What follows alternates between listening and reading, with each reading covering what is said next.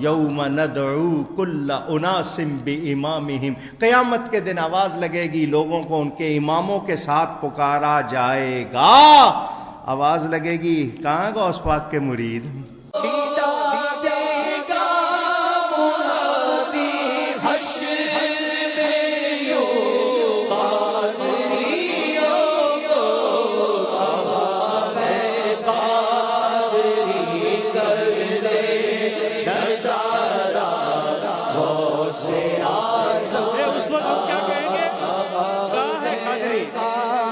آواز لگائے گی، یہ آواز لگے گی جب کہاں ہے قادری، تو ہم کیا کہیں گے؟ لبیک۔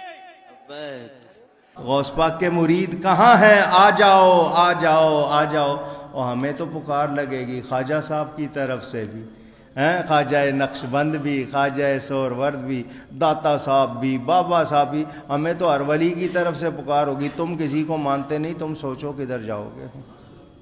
علماء کرام فرماتے ہیں ایمان کی حفاظت کا ایک ذریعہ کسی مرشد کامل سے مرید ہونا بھی ہے، اور قرآن سے دلیل پیش کرتے ہیں یوم ندعو کل اناس بامامہم۔ صدقے جاؤں میرے بھائی، یہ سورہ بنی اسرائیل میں یہ جو آیت ہے کہ قیامت والے دن ہر شخص کو اس کے امام کے ساتھ بلایا جائے گا، تو قرآن جن کو امام کہہ رہا ہے پھر انہی اماموں کے ساتھ بلایا جائے گا نا۔ اگر آپ کے اماموں کے اور آپ کے بزرگ بابوں کے نام قرآن میں لکھے ہوئے ہیں تو یہ وہ والے امام ہوں گے، اور اگر اس امام سے وہ والے امام مراد لینے جو قرآن نے خود بتایا ہے۔ قرآن نے کیا بتایا ہے؟ قرآن نے بتا دیا کہ ہر شخص کو جو اس کے امام کے ساتھ بلایا جائے گا وہ امام کون ہوگا۔ یہ آیت سورہ نساء کی آیت نمبر 41، اعوذ باللہ من الشیطان الرجیم۔ فَكَيْفَ إِذَا جِئْنَا مِن كُلِّ أُمَّةٍ بِشَهِيدٍ، وہ کیسا وقت ہوگا جب ہم ہر امت میں سے ایک گواہ کو، ایک امام کو کھڑا کریں گے۔ وَجِئْنَا بِكَ عَلَىٰ هَٰؤُلَاءِ شَهِيدًا، اور اے نبی علیہ السلام آپ کو گواہ کے طور پر کھڑا کریں گے ان مشرکین عرب اور آپ کے مخالفین کے خلاف۔ تو یہ امام یہ ہیں، یہ آپ کے بنائے ہوئے امام نہیں ہیں، ٹھیک ہے نا جی۔ یہ امام قرآن کی ٹرم میں تو امام، لیڈر، شہید، ٹھیک ہے جی، دائی، یہ سب ٹرمنالوجیز پیغمبروں کے لیے۔ سورہ الاعراف کی شروع کی آیات آپ پڑھ کے دیکھیں، اس میں آپ کو مزید کلیئر ہو جائے گا۔ سورۃ الاعراف کے بالکل سٹارٹ کے اندر اللہ تعالیٰ نے اس حوالے سے انبیاء کا منصب جو ہے نا وہ بیان کیا ہے۔ اعوذ باللہ من الشیطان الرجیم، بسم اللہ الرحمن الرحیم۔ آیت نمبر 7 میں وَلَنَقُصَّنَّ عَلَيْهِمْ بِعِلْمٍ، نہیں، آیت نمبر 6 فَلَنَسْأَلَنَّ الَّذِينَ أُرْسِلَ إِلَيْهِمْ، ہم ضرور پوچھیں گے ان لوگوں سے جن کی طرف ہم نے رسولوں کو بھیجا، کہ بھئی رسولوں نے پیغام پہنچایا کہ نہیں۔ وَلَنَسْأَلَنَّ الْمُرْسَلِينَ، اور ہم رسولوں سے بھی پوچھیں گے بھئی تم نے پیغام میرا پہنچایا ہے کہ نہیں۔ رسولوں کو بھی پوچھا جائے گا کہ آپ نے کام کیا ہے کہ نہیں، اور جن کی طرف آئے ان کو بھی پوچھا جائے گا کہ ہاں بھی رسولوں نے پیغام پہنچایا۔ اسی لیے تو بخاری مسلم کی حدیث ہے نا، یوم النہر کا خطبہ، آپ علیہ السلام نے کیا کہا؟ اوہ میں نے لوگوں اللہ کا پیغام تم تک پہنچا دیا۔ صاحب نے کہا یا رسول اللہ پہنچا دیا۔ آپ نے 3 دفعہ اپنی شہادت کی انگلی آسمان کی طرف بلند کی، پھر ان کی طرف، اے اللہ گواہ رہنا، اے اللہ گواہ رہنا، اے اللہ گواہ رہنا۔ پھر آپ نے پھر فرمایا کہ اب یہ تمہاری ذمہ داری ہے کہ اس پیغام کو دوسرے لوگوں تک پہنچا دو۔ اور بس اوقات جس کو پیغام پہنچایا جاتا ہے وہ زیادہ یاد رکھنے والا ہوتا ہے بنسبت اس کے جو پہنچا رہا ہوتا ہے۔ تو یہ جو کہہ رہے ہیں نا کہ جی وہ مرید ہونا بھی ضروری ہے، مرشد کامل پہ میری پیری مریدی کی شرعی حیثیت آپ لکھیں نا، یوٹیوب پہ کلپ کھل جائے گا۔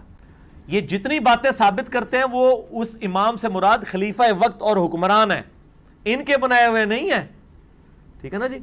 بات کہاں سے لے کے، اس میں بھی میں نے ان کو علمی فقہ دیا کہ بخاری مسلم میں حدیث ہے جب ایک امام کی بیعت ہو جائے اور کوئی دوسرا بیعت کے لیے آگے آئے تو اس کو قتل کر دو۔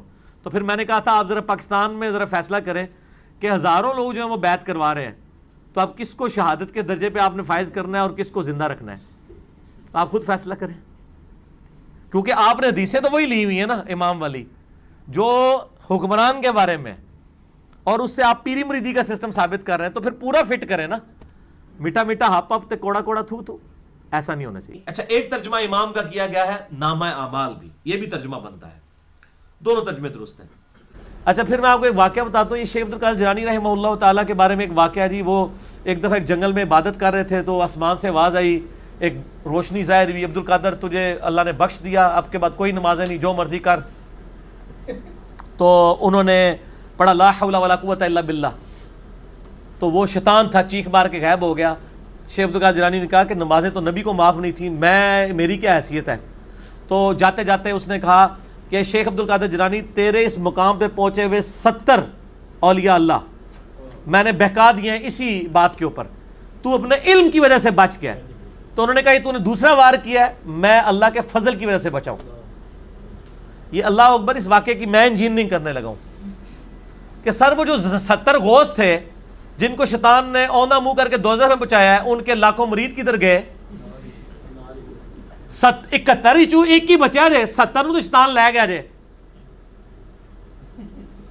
تے سانوں کے پتا ہے تسی جڑے پیر ساڈے بنا رہے ہو انہاں نال کی ہونا ہے؟ اگر غوثاں نال ہویا ہے تو پھر ہم کہتے ہیں اس کو اپنا پیر مانے جس کی گارنٹی قرآن میں ہے، ما ضل صاحبکم وما غوا، تمہارے نبی نہ کبھی بہک کے ہے نہ کبھی بیرا چلے. اور یہ اعلیٰ حضرت نے خود لکھا ہے، اعلیٰ حضرت کی ایک کتاب ہے بیت و خلافت، اس میں انہوں نے لکھا ہے کہ یہ جو بایزید بستامی کا قول ہے نا جس کا کوئی پیر نہیں، اس کا پیر شیطان ہے، یہ محض باطل ہے.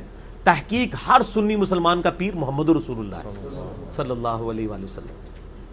ٹھیک ہوگا جی. تو یہ اعلیٰ حضرت خود کہہ رہے ہیں کہ بایزید بستامی نے جو بات کی ہے یہ باطل ہے. جب ہم کرتے ہیں تو کہتے ہیں بزرگوں کی گستاخ ہے.